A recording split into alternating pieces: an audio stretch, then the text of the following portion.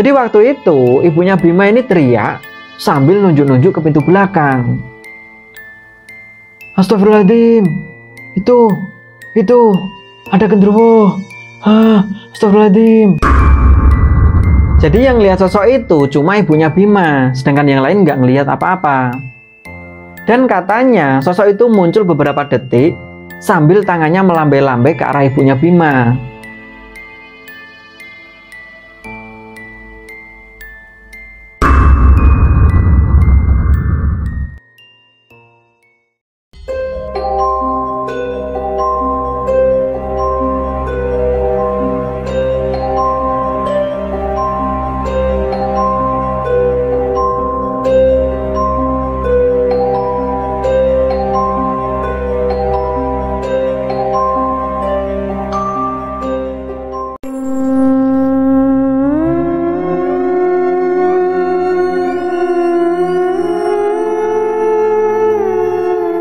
Assalamualaikum warahmatullahi wabarakatuh. Selamat datang di Kisah Misteri.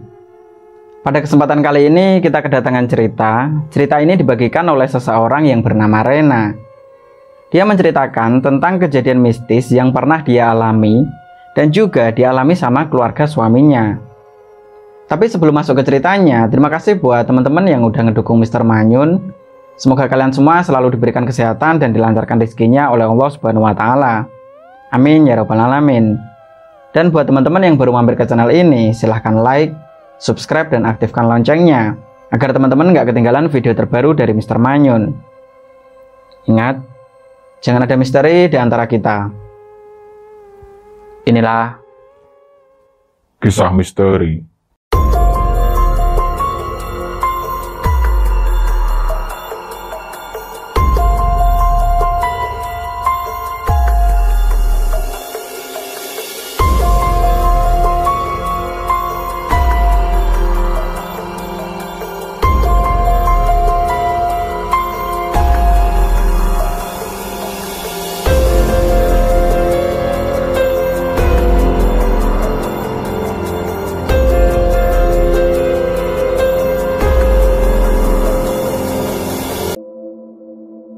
Seperti biasa, semua nama dan tempat kejadian yang ada di dalam cerita ini udah kita samarkan. Hal ini demi menjaga privasi dari semua pihak yang terkait yang ada di dalam cerita ini. Oke, perlu diketahui sebelumnya, saat ini Rena tinggal di salah satu daerah yang ada di Batam. Tapi kejadian mistis yang pernah dialami Rena ini terjadi di salah satu daerah yang ada di Jawa Tengah. Jadi setelah lulus SMA, karena faktor ekonomi gitu ya, sehingga Rena ini nggak bisa melanjutkan ke jenjang yang lebih tinggi. Nah, dengan seperti itu, bisa nggak bisa Rena ini harus mencari pekerjaan. Selain untuk memenuhi kebutuhannya sendiri, setidaknya dia bisa meringankan beban orang tuanya. Jadi setelah lulus dari SMA itu, Rena ini merantau dan bekerja di salah satu perusahaan catering yang ada di daerah Batam. Beberapa bulan kerja di sana, Rena ini mengenal seorang cowok, sebut aja namanya Bima. Bima ini adalah seorang manajer di salah satu perusahaan garment yang ada di daerah Batam.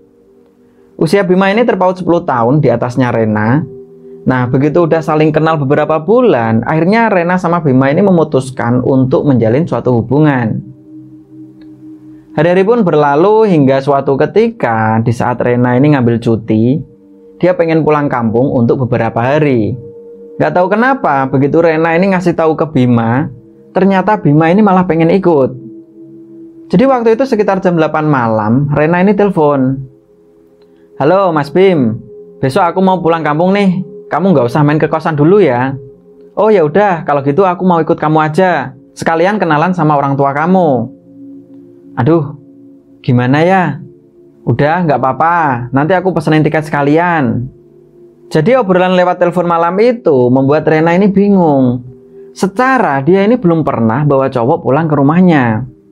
Tapi ya mau gimana lagi, karena Bima waktu itu udah ngebet banget pengen kenalan sama orang tuanya. Akhirnya Rena ya nggak bisa nolak.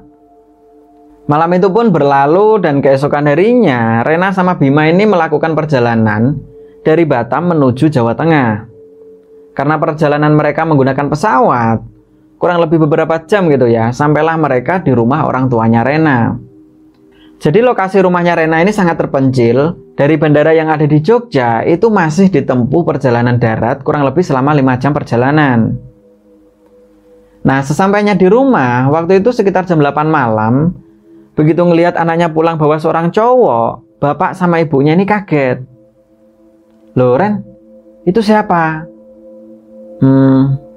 Gini Bu, Ibu jangan marah dulu ya. Setelah itu Bima ini langsung nyaut. Saya Bima Bu, Pak, saya pacarnya Rena. Oh iya silahkan. Ternyata ada juga yang mau sama Rena toh. Ibu ini apaan sih? Beberapa menit setelah ngobrol, Bima ini langsung disuruh istirahat. Sedangkan Rena malam itu masih ngobrol sama orang tuanya. Nah, keesokan harinya Rena ini ngajakin Bima untuk keliling kampung. Mereka jalan pakai sepeda ontel.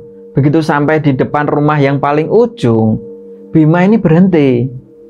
Dia penasaran dengan bangunan rumah joglo yang ada di sana. Loh, kenapa berhenti Mas? Enggak, ini loh, ada rumah kok gede banget.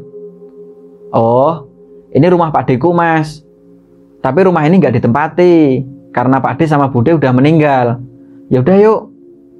Nah, di saat Rena ini udah jalan, tiba-tiba Bima ini ngelihat kalau di samping rumah itu ada beberapa sosok nenek-nenek yang mereka itu senyum ke arah Bima.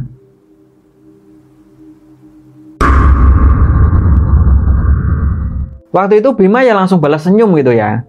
Tapi begitu Bima ini mulai jalan karena takut ketinggalan jauh sama Rena gitu ya.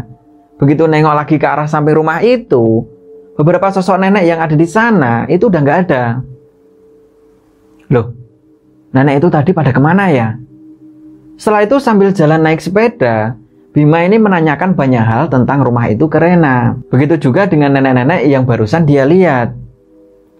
Tapi waktu itu Rena nggak begitu peduli. Dia cuma bilang, mungkin kamu salah lihat kali Mas. Beberapa menit setelah muter-muter kampung, Bima sama Rena waktu itu juga nyempetin beli jajan yang ada di sana. Nah, karena Bima waktu itu masih kepikiran dengan sosok itu, sehingga Bima ini diajak ngobrol sama Rena, ini kayak nggak nyambung. Pandangan Bima kayak kosong. Hei Mas Bim, kenapa sih? Itu mau jajan apa? Oh, iya. Apa aja deh, terserah kamu.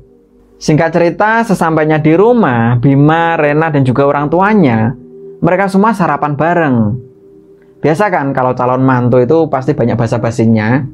Jadi ibunya Rena ini emang jago masak. Begitu Bima mulai makan, Bima ini bilang, "Wih, masakan ibu enak banget ya." "Apa iya anak Bima?" "Yaudah ayo dimakan lagi."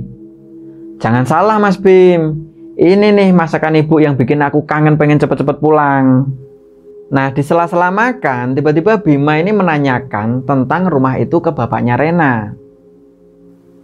"Oh, rumah itu udah lama nggak dihuni nak, karena udah nggak ada ahli warisnya. Jadi ya dibiarkan gitu aja." "Kenapa nggak ditempati keluarga yang lain Pak?" "Nggak ada yang berani nak nempati rumah itu." "Loh, emang kenapa Pak?" Setelah itu bapaknya Rena ini diam, dia nggak jawab pertanyaan dari Bima. Waktu itu Bima ya bingung sekaligus penasaran gitu ya, tentang rumah itu. Tapi di sisi lain, ngapain juga aku tanya-tanya rumah itu. Akhirnya sambil terus makan, karena suasana udah agak canggung gitu ya, sehingga Rena waktu itu ngobrolin sesuatu yang lain untuk mencairkan suasana. Beberapa menit setelah makan, tiba-tiba Bima ini bilang ke bapak dan juga ibunya Rena, kalau hari itu dia mau melamar Rena. Mendengar pernyataan dari Bima, Rena sama orang tuanya ini langsung kaget gitu kan. Loh, ini gimana maksudnya nak? Tiba-tiba kok langsung lamaran? Gini Pak, Bu, mohon maaf sebelumnya. Saya sengaja emang Pak nggak ngasih tahu tentang lamaran ini. Tapi orang tua saya tahu kok kalau hari ini aku mau melamar Rena. Waktu itu Rena ini masih bingung gitu ya. Secara mereka pacaran itu baru beberapa bulan. Tapi karena Bima ini nggak mau pacaran terlalu lama, sehingga dia pengen untuk segera tunangan dan menikah. Wah, kalau masalah itu terserah Renanya aja nak Bima. Bapak ibu nggak bisa memutuskan. Yaudah kamu sendiri mau gimana Ren? Waktu itu perasaan Rena ya seneng gitu ya. Secara baru kali itu dia kenal cowok yang menurutnya itu gentle. Dan saking senengnya, Rena ini sampai nangis. Loh, kok malah nangis, Dok? Itu gimana? Lamarannya Bima kamu terima nggak? Setelah itu Rena ini nggak bisa ngomong, dia cuma jawab dengan menganggukkan kepalanya sambil tersenyum. Nah, melihat ekspresinya Rena, bapaknya ini bilang, "Halah, kayak gitu pakai nangis toh, Dok." Dan yang bikin Rena kaget, ternyata Bima waktu itu udah membawa cincin untuk tanda pertunangan itu. Wih, so sweet banget gak tuh? Setelah itu Bima juga telepon orang tuanya. Kemudian orang tuanya Bima juga minta maaf ke bapak ibunya Rena kalau mereka nggak bisa nemenin Bima lamaran karena jarak yang sangat jauh. Setelah acara lamaran yang super sederhana itu udah selesai, awalnya Bima sama Rena ini mau langsung pamit untuk kembali ke Batam. Tapi waktu itu tidak diperbolehkan sama bapak ibunya Rena. Jadi malam itu Bima masih menginap di rumahnya Rena. Oke, sekedar informasi, jadi Bima ini berasal dari Sumatera, tapi orang tuanya dulu aslinya dari Magelang, Jawa Tengah. Karena dulunya orang tua dari Bima ini ikut transmigrasi, dan sampai saat ini orang tuanya Bima ini menetap di sana. Selain itu, Bima juga punya 2 adik perempuan, sebut aja namanya Wulan sama Yuli. Singkat cerita, beberapa bulan setelah itu, di saat aktivitas mereka udah kembali seperti biasa gitu ya, nggak tahu kenapa, tiba-tiba Bima ini pengen untuk segera menikah. "Dek, kita nikah aja yuk." "Loh, ada apa mas? Kok buru-buru nikah?" "Ya nggak apa-apa dek. Lagian ngapain kita nunggu lama-lama dek?" Pernyataan dari Bima waktu itu membuat Rena ini semakin kagum dengan calon suaminya itu. Kok ada ya cowok yang segentle Mas Bima? Nah, karena emang saling cinta, akhirnya Rena pun setuju untuk segera melangsungkan pernikahan itu. Akhirnya Bima sama Rena ini ngasih tahu ke orang tuanya masing-masing, dan alhamdulillah keduanya ngasih restu untuk segera menikah. Hari-hari pun berlalu, kurang lebih 2 minggu sebelum pernikahan, Rena memutuskan untuk resign dari pekerjaannya itu. Dia langsung balik kampung untuk ngurus keperluan pernikahannya itu. Sedangkan Bima masih berada di Batam. Jadi semua biaya pernikahan itu ditanggung sama Bima. Sedangkan orang tuanya Bima sendiri tinggal disuruh mempersiapkan untuk datang ke tempatnya Rena. Nah, 3 hari sebelum pernikahan, info yang tadinya kalau keluarga yang dari Sumatera itu datang 4 orang, jadi bapak, ibu, dan kedua adiknya. Tapi waktu itu Bima tiba-tiba ngasih kabar kalau ternyata keluarga dari Bima yang dari Sumatera itu datang 13 orang. Nah, mendengar kabar itu, otomatis Rena ya bingung gitu kan.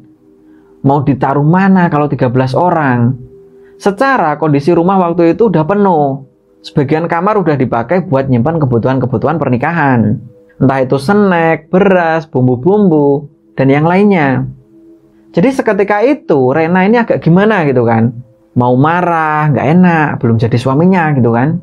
Setelah itu Rena ini telepon. "Gimana sih mas, kok bisa berubah kayak gitu infonya?" "Aku juga nggak tahu dek, wong infonya tadinya gitu kok. Kata ibu sih keluarga yang lain pengen pada ikut." "Iya mas, kalau aku sih nggak masalah. Cuman nanti mereka tidurnya di mana?" "Lah terus gimana dong dek? Mereka udah OTW naik pesawat kok." "Dah gini aja dek, biar mereka nanti nginep di hotel aja." "Mana ada hotel mas, di sini jauh banget mas hotelnya." "Ya udah, aku tak bilang bapak ibu dulu." Setelah mendengar cerita dari Rena, bapak ibunya juga ikut panik. "Lah, peto Ren, kok jadi koyong ini?" Akhirnya ada tetangga tim hore yang ikut bantuin di sana itu bilang ke ibunya Rena, "Ya pakai rumah almarhum Pak D-nya Rena aja toh bu. Ora, di situ ora aman." Tapi begitu solusi itu disampaikan ke bapaknya Rena, bapaknya ini bilang, "Udah nggak apa-apa bu, biar sebagian orang nanti bisa nginep di rumahnya Pak D aja." Jadi keluarganya Rena ini sampai minta bantuan ke beberapa tetangganya, supaya rumahnya bisa ditumpangi untuk menginap keluarga Bima dari Sumatera. Tapi hanya 1-2 tetangga yang mau membantu, itu pun cuma 2-3 orang aja per rumah. Akhirnya karena nggak punya pilihan lain gitu ya, keluarganya Rena ini memutuskan untuk membersihkan rumah Pak D-nya itu. Setelah seharian beres-beres rumahnya Pak D, ada salah satu tetangga, sebut aja namanya Mbah Joyo.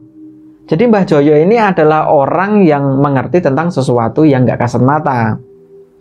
Dan kurang lebih jam 9 malam, Mbah Joyo ini melakukan ritual di rumah itu untuk membersihkan sesuatu yang negatif, supaya aman kalau ditempati sementara. Jadi orang-orang yang ada di kampungnya Rena ini udah paham kalau rumah Pak D-nya itu emang sangat angker. Dan menurut keterangan yang ada, dulu waktu Pak D-nya Rena ini masih hidup, setiap kali Pak D mau mencalonkan jadi kepala desa gitu ya, dia selalu melakukan ritual sendiri di rumah itu. Sedangkan Bude pasti menginap di rumahnya Rena semalam. Dan anehnya lagi, setelah melakukan ritual itu, tahu-tahu Pak D-nya ini udah punya uang banyak. Setelah itu Pak D-nya juga terpilih jadi kepala desa sampai 2 periode. Jadi malam itu Rena juga diajak orang tuanya untuk melakukan ritual itu. Mereka bawa dupa, kemenyan, bunga-bungaan. Intinya ritual itu menggunakan sesajen untuk mengusir hal-hal yang negatif. Malam itu pun berlalu, kurang lebih jam 7 pagi.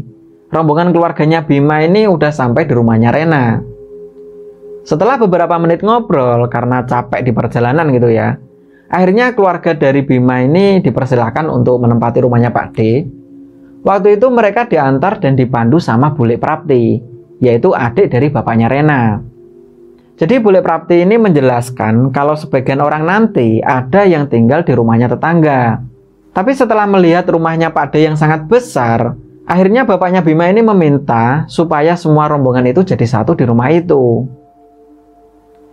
Nah setelah itu, karena ngelihat banyak alang-alang di halaman rumah gitu ya, adiknya Bima yang bernama Wulan itu bilang, alang-alangnya kok tinggi banget ya? Apa sebelumnya rumah ini nggak ditempati ya? Mendengar kata-kata dari Wulan, Bule Prapti ini panik gitu kan. Oh iya dek, emang rumah ini lama nggak ditempati. Tapi adek nggak usah takut ya, kemarin rumah ini udah dibersihin kok. Walaupun sebenarnya Wulan waktu itu masih bingung. Dia ngira kalau rumah udah dibersihkan tapi kok alang-alangnya tinggi banget ya. Jadi Wulan ini belum ngerti apa yang dimaksud sama Bule Prapti. Akhirnya Bule Prapti ini bilang, oh maaf ya dek, kemarin yang dibersihkan cuma dalam rumahnya aja. Tapi di sisi lain sebagian dari mereka ini udah ngerasa kalau ada yang beda dengan rumah itu. Nah, beberapa saat setelah itu, mereka semua dipandu, kayak room tour gitu ya. Jadi Bule Prapti ini menjelaskan, di sini kamar 1 Pak, ini kamar 2, itu kamar 3, dan itu kamar mandinya. Nanti kalau kurang ya bisa tidur di ruang tengah aja Pak, itu udah disediain kasur. Beberapa menit setelah itu, ada salah satu dari mereka yang menanyakan tentang lemari kaca yang berada di ruang belakang. Jadi di dalam lemari itu terlihat banyak sekali keris, batu, dan benda-benda pusaka lainnya. Akhirnya Bule Prapti ini agak canggung gitu ya bahas benda-benda itu. Tapi karena emang ditanya, akhirnya Bule Prapti ini bilang kalau benda-benda itu adalah peninggalan dari Pak D-nya Rena, pemilik rumah ini. Nah setelah beberapa menit room tour, Bule Prapti ini pamit untuk kembali ke rumahnya Rena. Singkat cerita, setelah rombongan keluarganya Bima ini tinggal di rumah itu, nggak tahu kenapa di hari yang kedua mulai ada kejadian-kejadian janggal. Jadi waktu itu sekitar jam 10 malam, di saat Wulan ini bikin kopi susu di dapur, tiba-tiba dia ngerasa kalau ada yang mondar-mandir di belakang pintu dapur. Tapi begitu ditengok ke belakang, di situ nggak ada siapa-siapa. Saat itu juga Wulan ini agak sedikit takut. Tapi karena masa airnya belum kelar, dia pun berusaha untuk membuang perasaan takut itu dengan cara bernyanyi. Jadi malam itu, yang lainnya ini udah pada tidur. Dan Wulan ini adalah satu-satunya yang betah melek. Nah, nggak lama setelah itu, di saat Wulan ini masih nyanyi, dia jalan ke arah ruang tengah.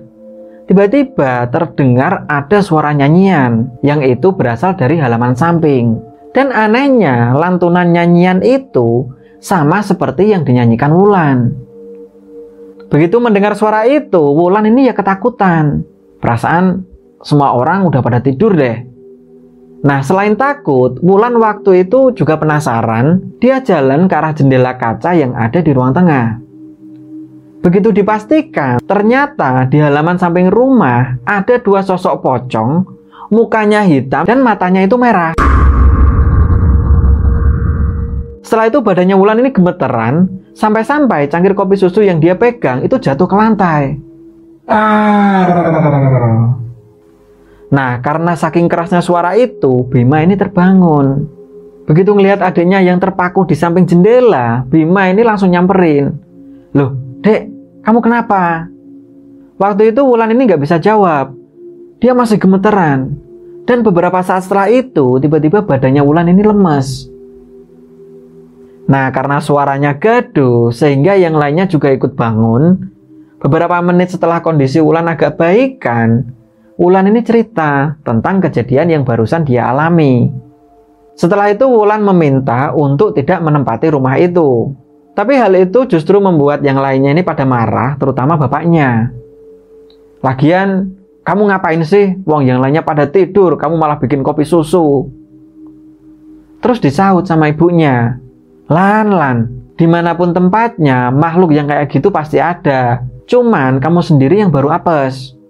Setelah itu Bima juga bilang, udahlah Dek, kita semua tidur di sini aja.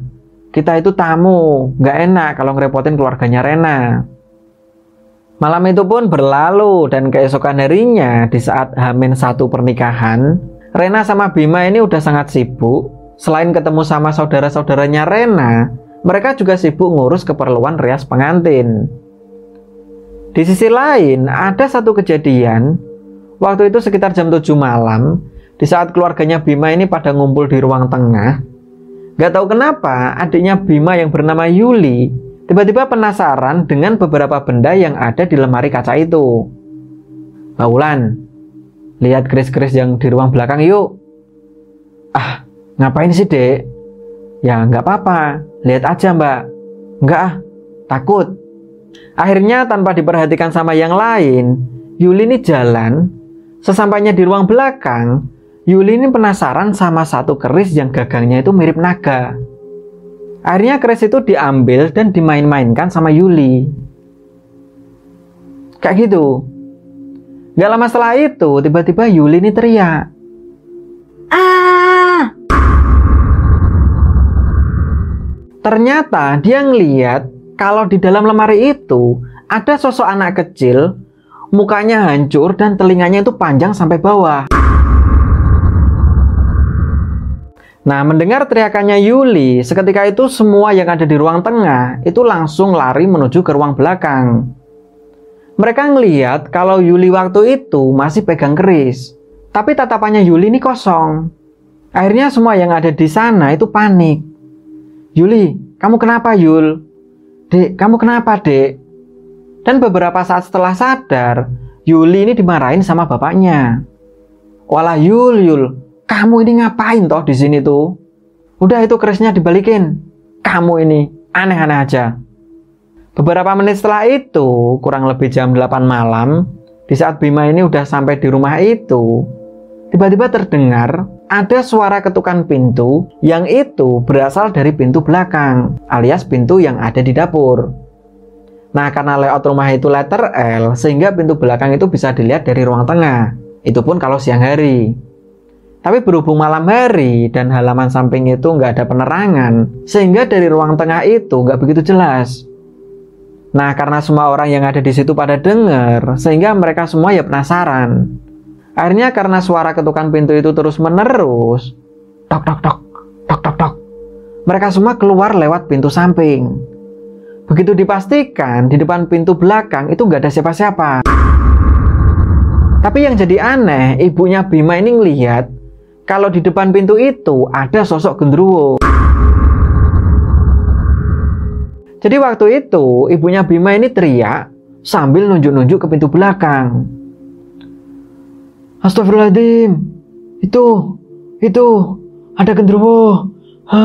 Astagfirullahaladzim. Jadi yang lihat sosok itu cuma ibunya Bima, sedangkan yang lain nggak ngelihat apa-apa. Dan katanya sosok itu muncul beberapa detik sambil tangannya melambai-lambai ke arah ibunya Bima.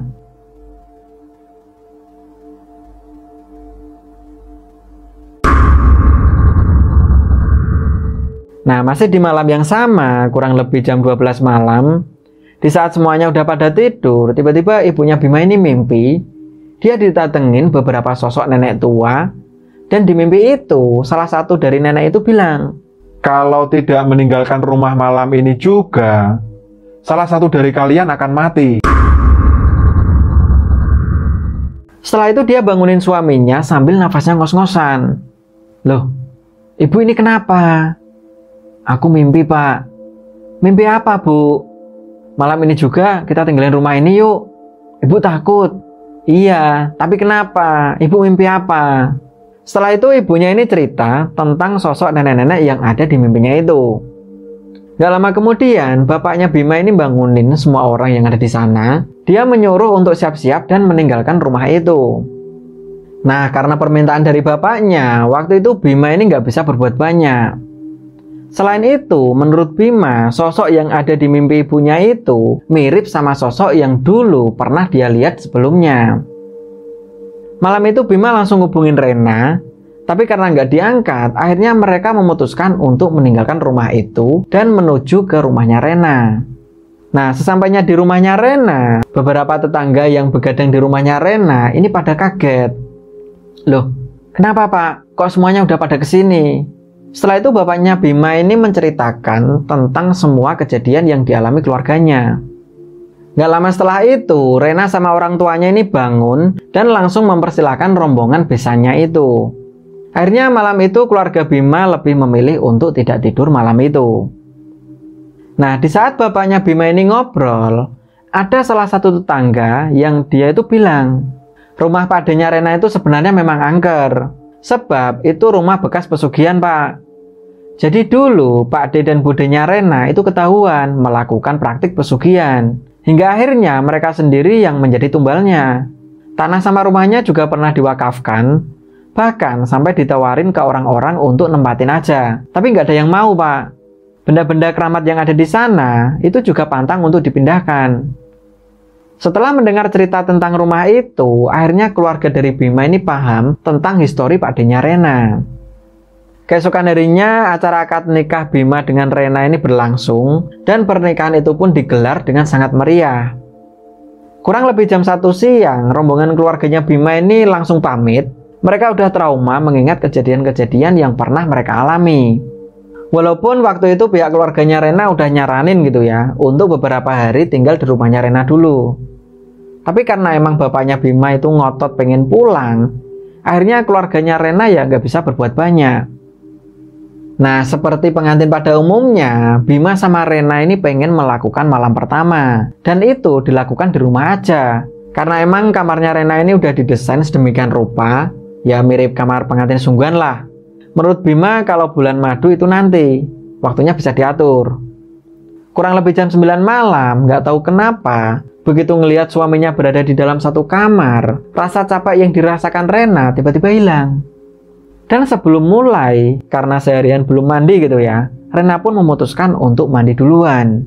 Beberapa menit setelah itu, gantian Bima yang mandi. Nah, di saat Rena berada di kamar, sambil nunggu suaminya selesai mandi gitu ya, perasaan Rena waktu itu udah gugup gak karuan. Gak nyangka ya, malam ini aku udah jadi istri orang. Sebentar lagi aku mau digituin. Gak lama setelah itu, tiba-tiba pintu kamarnya Rena ini ada yang ngetuk. Siapa ya? Kalaupun itu Mas Bima, ngapain dia pakai ketuk pintu? Setelah itu Rena ini bukain pintu kamarnya. Begitu tahu kalau itu suaminya, Mas, ngapain sih pakai ngetuk pintu? Kan kita udah jadi suami istri. Waktu itu Bima ini cuma senyum sambil nutup pintu kamar.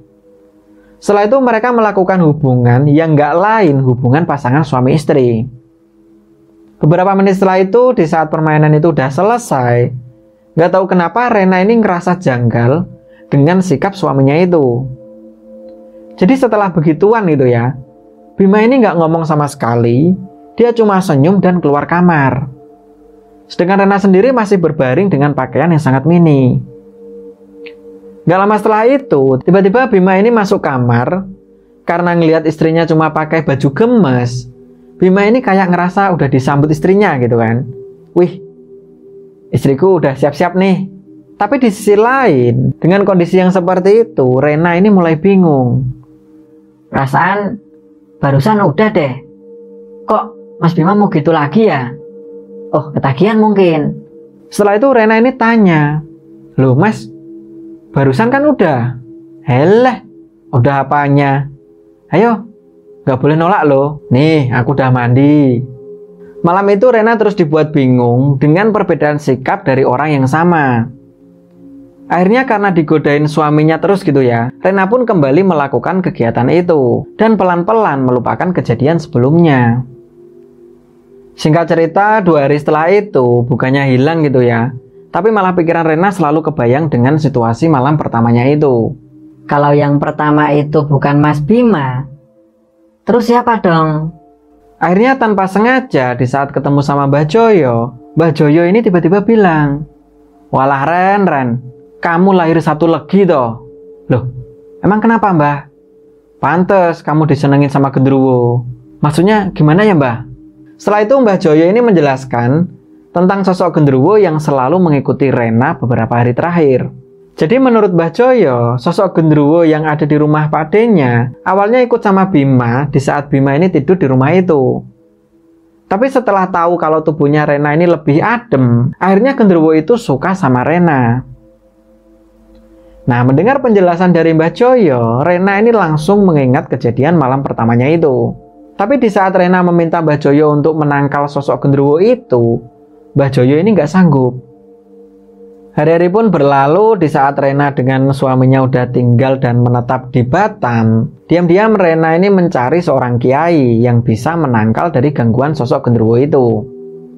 Hingga akhirnya kurang lebih 3 bulan, Rena pun ketemu seorang kiai. Waktu itu Rena melakukan beberapa kali ruqyah tanpa diketahui sama suaminya. Sampai cerita ini dikirim oleh Rena, suaminya juga nggak dikasih tahu tentang kejadian malam pertamanya itu. Oke, itulah cerita kiriman dari Rena. Semoga kisah ini bisa menjadikan pelajaran buat kita semua. Terima kasih juga buat Rena yang udah berbagi kisahnya. Semoga kita semua selalu mendapat perlindungan oleh Allah Subhanahu wa Ta'ala. Sampai jumpa di video selanjutnya. Assalamualaikum warahmatullahi wabarakatuh.